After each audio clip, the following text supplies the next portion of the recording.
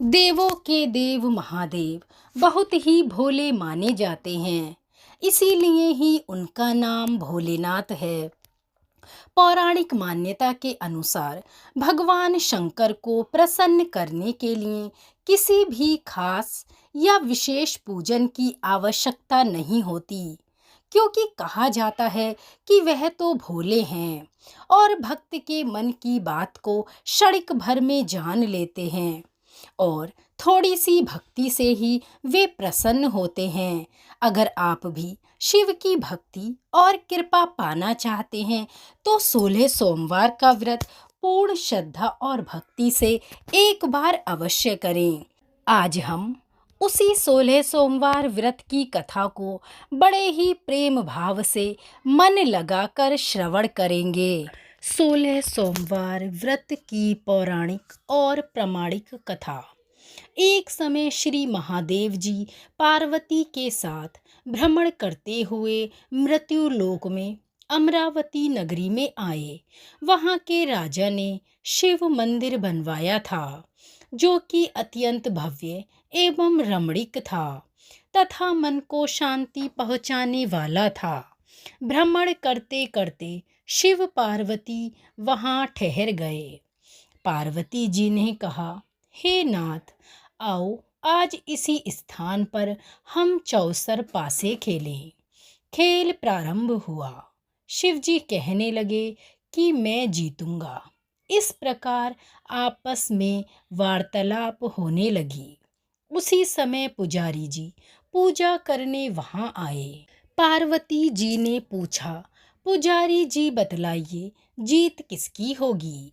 पुजारी जी बोले, इस खेल में महादेव जी के समान कोई दूसरा पारंगत नहीं हो सकता, इसीलिए महादेव जी की ही जीत होगी। परंतु हुआ उल्टा तथा जीत पार्वती जी की हुई। अतः पार्वती जी ने गुस्से में आकर पुजारी जी को कौड़ी होने का श्राप दे दिया। महादेव जी ने पार्वती जी को बहुत समझाया, परंतु उन्होंने उनकी बात नहीं मानी और पुजारी से कहा, तूने मिथ्या भाषण किया है, अब तू पुजारी कौड़ी हो जा। अब तो माता पार्वती के श्राप से पुजारी कौड़ी हो गया। शिव पार्वती जी दोनों वापस चले गए। कुछ समय पश्चात अप्सराएं पूजन करने आईं। अप्सराओं ने पुजारी जी से उनके कौड़ी होने का कारण पूछा। पुजारी जी ने अप्सराओं को पूरी कहानी कह सुनाई। अप्सराएं कहने लगीं, पुजारी जी, आप 16 सोमवार का व्रत करें तो शिवजी प्रसन्न होकर आपके सभी कष्ट दूर करेंगे। पुजारी जी ने अप्सराओं से व्रत की विधि पूछी। अप्सराओं ने व्रत और व्रत के उद्यापन करने की संपूर्ण विधि पुजारी जी को समझा दी। पुजारी जी ने विधि पूर्वक श्रद्धा भाव से 16 सोमवार का व्रत प्रारंभ किया और अंत में विधि पूर्वक 16 सोमवार व्रत का उद्यापन भी किया। व्रत के प्रभाव से पुजारी जी रोग मुक्त हो गए। कुछ दिनों बाद शिव पार्वती जी पुनः उस मंदिर में आए तो पुजारी जी को रोग मुक्त देखकर पार्वती जी ने पूछा, मेरे दिए हुए श्राप से मुक्ति पाने का कौन सा उपाय तुमने किया है? पुजारी जी ने बताया, हे माता, अप्सराओं द्वारा बताए गए 16 सोमवार के व्रत करने से मेरा यह कष्ट दूर हुआ है। पुजारी जी के कहे अनुसार ही पार्वती जी ने भी 16 सोमवार का व्रत किया, जिससे उनके रूठे हुए कार्तिकेय जी भी अपनी माता के आज्ञाकारी पुत्र हुए। कार्तिकेय जी ने पूछा, हे माता, क्या कारण है कि मेरा मन सदा ही आपके चरणों में लगा रहता है? पार्वती जी ने कार्तिकेय जी को भी 16 सोमवार के व्रत का महात्म्य तथा विधि बतलाई। तब कार्तिकेय जी ने भी इस व्रत को किया तो उनका बिछड़ा हुआ मित्र उन्हें मिल गया। अब मित्र ने भी इस व्रत को अपने विवाह होने की इच्छा से किया। फलतः वह विदेश गया। वहाँ के राजा की कन्या का स्वयंवर था।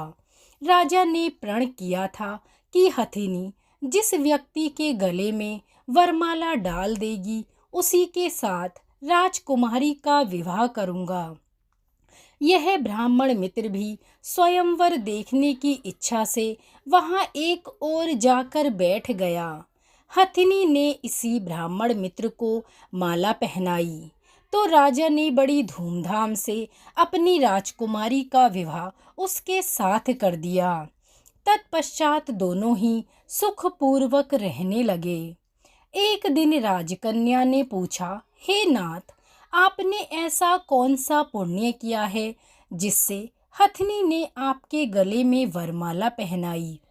ब्राह्मण पति ने कहा, मैंने कार्तिकेय जी द्वारा बताए गए 16 सोमवार का व्रत पूर्ण विधि विधान सहित और श्रद्धा पूर्वक किया है, जिसके कारण हथिनी ने मेरा वरण किया और मुझे तुम जैसी सौभाग्यशाली पत्नी मिली।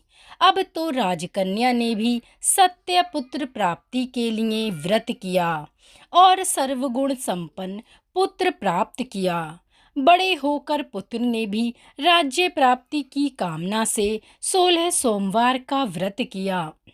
राजा के देवलोक होने पर इसी ब्राह्मण कुमार को राजगद्दी मिली।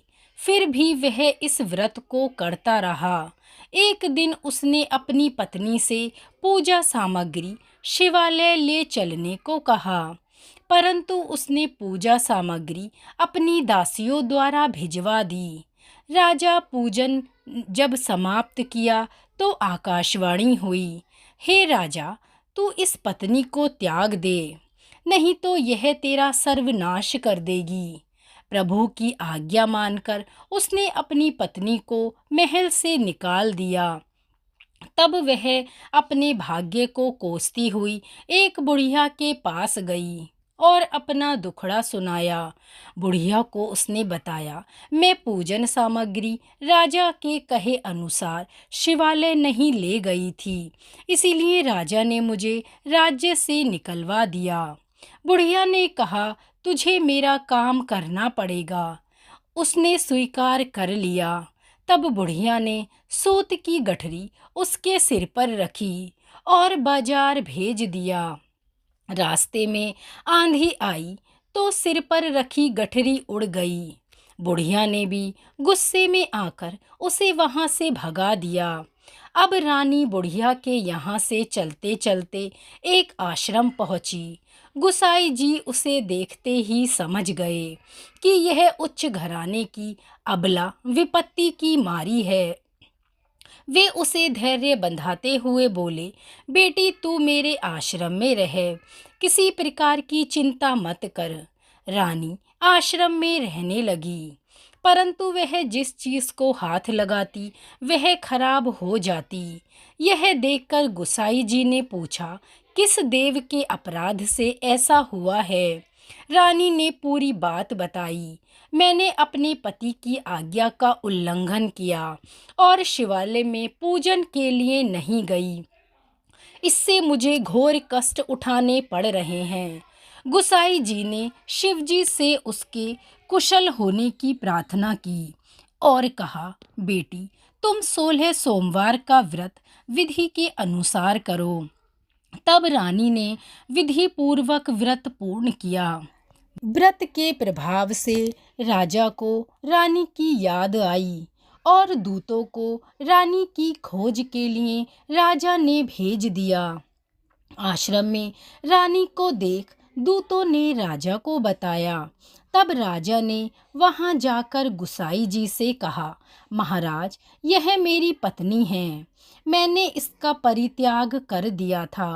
कृपया इसे मेरे साथ जाने की आज्ञा दें।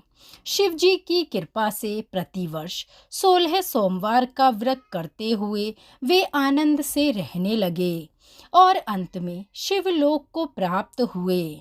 कथा सुनने के पश्चात शिव जी की आरती अवश्य करें। बोलिए 16 सोमवार व्रत की जय। शिव पार्वती की जय।